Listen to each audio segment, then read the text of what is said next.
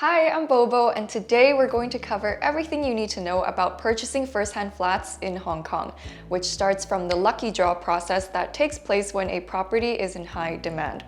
This is a process in which the developer organizes a queue or waitlist of sorts and categorizes buyers into groups that then visit the property in separate batches. Plans like these that make house buying more efficient have become increasingly relevant as we move into post-pandemic life, where developers have been launching new flats at warp speed. What this means for you, if you're a prospective buyer, is you should start doing your homework right now. So whether you're a foreigner living in Hong Kong or just somebody curious about the home buying process, keep watching for the steps involved in purchasing first-hand flats.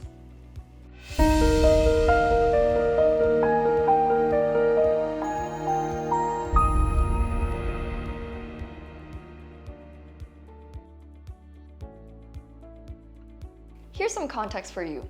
As we all know, buying a property is one of the biggest life milestones you can hit.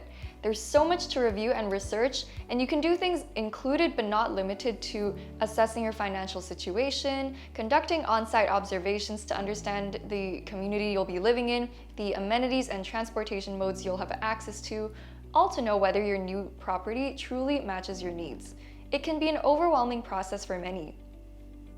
So, the government introduced the Residential Properties First-Hand Sales Ordinance in 2013, overseen by the Sales of First-Hand Residential Properties Authority, or SRPA, to enhance consumer protection in the first-hand house buying process and provide a level playing field for vendors of first-hand residential properties. The Ordinance Commencement Notice is basically a 321-page document outlining for developers the formal procedure of selling first-hand residential properties. Let's check out the key points of the ordinance.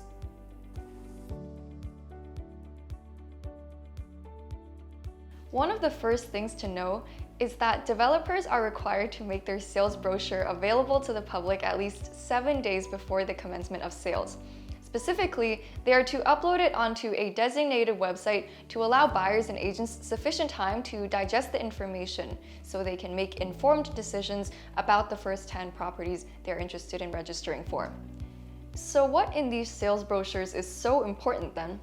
Well, in these brochures, prospective buyers can find out the basic details of new properties, details including the number of rooms each property offers, the range of saleable area provided, the orientation of flats offered, expected views, for example, does it have a sea view, the total number of units on offer, and any car parking spaces available, as well as the expected key dates for selecting a flat to their liking.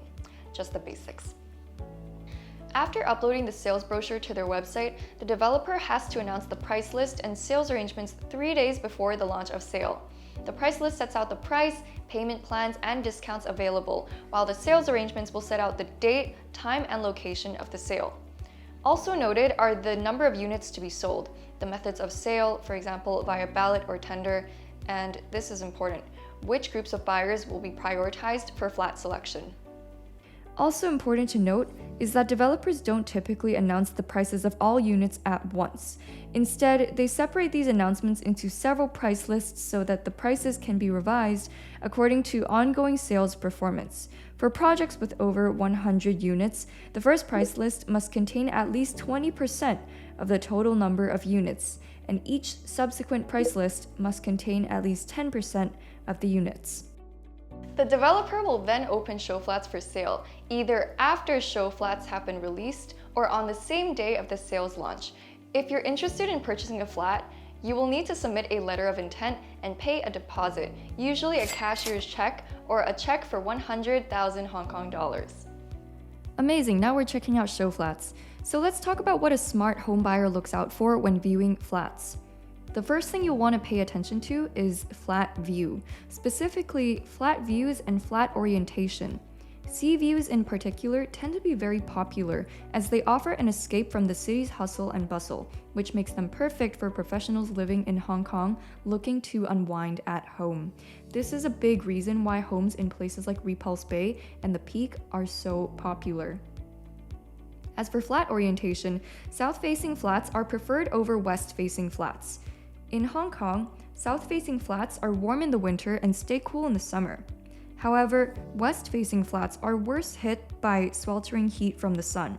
It's one thing to have natural lighting, but it's another when you feel like you're getting baked in your own home during Hong Kong's sweltering summers.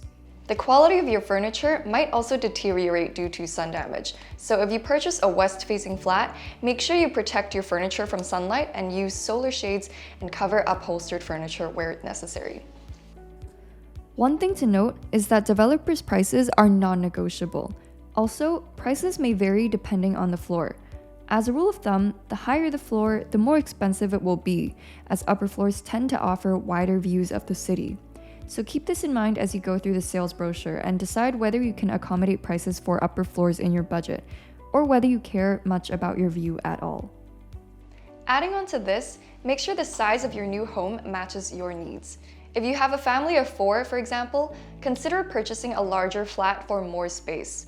Beyond general living comfort, the size of your new home can enhance or impede the quality of your life. In a similar example, if you plan to exercise at home, make sure there's enough space for you to freely move around, away from furniture or any screens. So make sure to get a home that accommodates everyone's needs. In terms of bedroom design, pay attention to the windows in the room and the bed. On the left, we have a normal window. There's nothing wrong with it, it's just a window. But on the image in the right, however, you can see that the corner window lets in more light, which floods right in, and we also get a more panoramic view, which further gives the room a sense of airiness.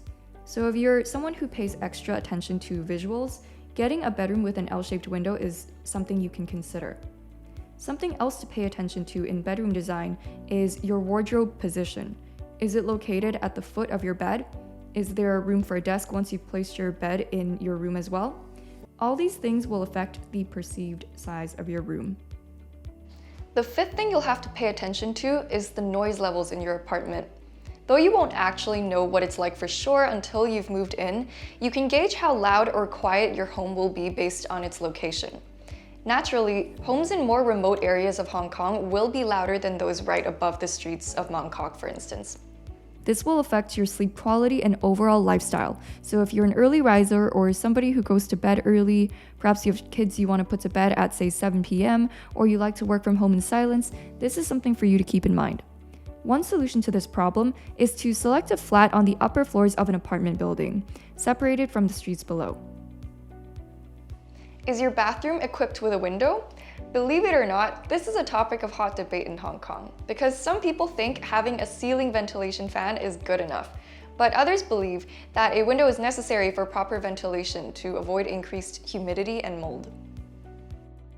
A family who likes to cook together might enjoy a large open-plan kitchen more, because open-plan kitchens also create the illusion of greater space, and the lack of walls can make room for conversation between those who are cooking and those relaxing or working in the living room, which might appeal to families with parents working full-time and kids attending school.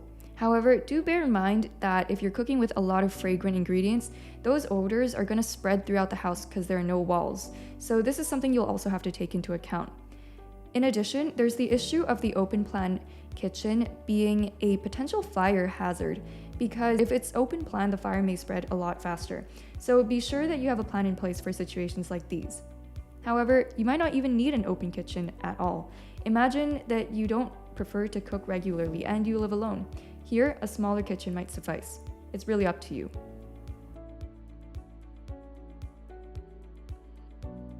New homes are often oversubscribed, so how can buyers increase their chances of getting selected? Generally speaking, there is a limit of 2 votes per person or combination of persons in a new listing. So a couple can enter 2 votes each and then enter 2 more votes as a couple, giving them 6 votes in total to increase their chances of getting selected. Bear in mind, you don't have to submit votes with a significant other. You can also purchase flats with a parent or friend. Family buyers and bulk buyers are also prioritized. While we're on the topic of money, there's something else you should consider, and that's the payment plan you use. There's instant payment, which means once you bought your unit, you start paying immediately.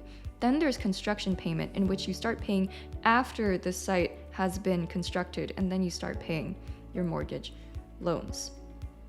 Sometimes developers will offer a second mortgage to draw more buyers, but it's a little harder to get a second mortgage because it takes time to process, among other reasons. Okay, congrats! Looks like your application's been approved for flat selection. So what's next? Next, within 5 working days of signing the provisional agreement, the purchaser will be required to sign the formal agreement for sale and purchase and pay a further 5% of the purchase price as a formal deposit and property stamp duty fee. If you don't do these things within the deadline, it will be assumed that you have abandoned the transaction and the developer will forfeit the provisional deposit paid. Once the formal agreement for sale and purchase is signed, the buyer's next step is to apply for a mortgage from the bank and wait for the legal procedures to take place, namely occupation and transfer of the property. In the 14 days before the property is taken over, you'll complete all sales and purchase requirements for the developer to process. Throughout the buying and selling period, make sure you are financially equipped to pay the following: your planning fee, 1 month's management fee upfront, 3 months management fees as a deposit, and construction waste disposal charges equivalent to 1 month's management fees. This adds up to 7 months of management fees, which means you're forking out about 5 figures in expenses.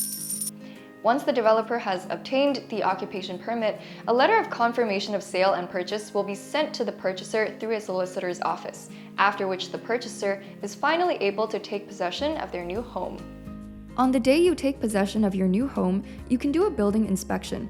Buyers with a smaller budget might prefer to conduct a building inspection by themselves, but some will hire building inspectors instead. Keep in mind that building inspectors typically charge prices by square foot, which means the bigger your new home, the bigger the cost of building inspection. The length of the process itself can range from 1 week to several weeks, as any damages found during building inspection are reported to the developer, who then inspects the unit themselves. Should you decide to conduct inspection by yourself, some things to take note of include water meter leakage, the conditions of walls and doors in case anything is cracked. Literally take note of these things. Bring pens and paper and write down everything you see that needs to be fixed. When you register as a resident on the day of handover, you will receive a key to your unit, a building manual, and an owner's manual.